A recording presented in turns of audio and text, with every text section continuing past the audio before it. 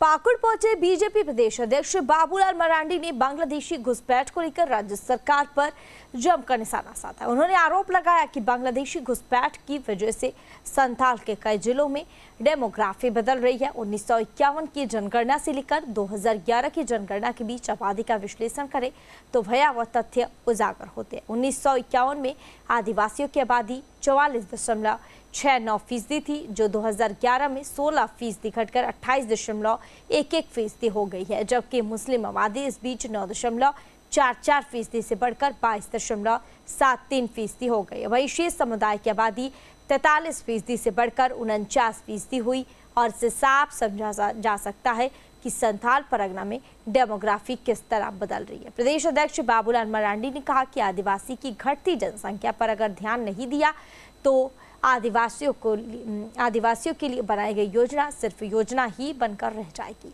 उन्होंने राज्य सरकार से एसआईटी गठित कर जांच कराने की मांग की है। 29.90%, मुस्लिम की आबादी 20.59% और अन्य की आबादी 49.5%। उसके बाद अंतिम जो सर्वे हुआ है वो 2011 में आदिवासियों की आबादी 28.11%, मुस्लिम की आबादी 22.73%, अन्य की आबादी 49.2%।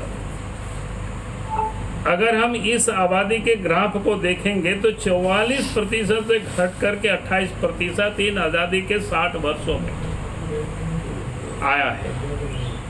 मुस्लिम की आबादी 9.44 से बढ़कर के 22.23%, अन्य की आबादी 45 से 49%। तो ये जो डेमोग्राफी में बदलाव और उसमें से आदिवासियों की पॉपुलेशन में जो भयंकर गिरावट आई, ये सभी सब समाज के लिए चिंता का विषय है कि क्या कारण है कि इतनी बड़ी आबादी इनकी गिरावट आई है। अगर इसकी हम चिंता नहीं करेंगे तो फिर ये आदिवासी की रक्षा करना, उनके लिए योजना, तब ये सारी चीजें घोषणा ही रह जाएगी। और इसलिए हमने सरकार से ये मांग की है कि भाई आप इस पर एसआईटी गठित करके